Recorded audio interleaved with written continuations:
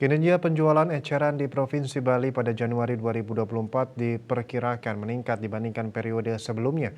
Hal ini tercermin dari Indeks Penjualan Real atau IPR Bali pada Januari 2024 yang diperkirakan sebesar 109,4 atau secara bulanan meningkat 0,6% MTM dibandingkan dengan periode Desember 2023 yang tercatat sebesar 108,7. Kepala Kantor Perwakilan Bank Indonesia KPW BI Bali, Erwin Suryadimaja, Jumat 23 Februari mengatakan, tren peningkatan kinerja penjualan eceran di Bali terus terjadi dalam 11 bulan terakhir seiring membaiknya kondisi perekonomian di Bali.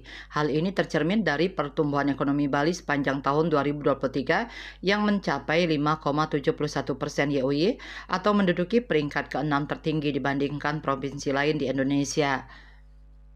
Kenaikan indeks penjualan eceran di Bali juga dipengaruhi upaya untuk menjaga kestabilan harga barang dan jasa yang dilaksanakan secara konsisten dan berkelanjutan oleh pemerintah daerah bersama Bank Indonesia.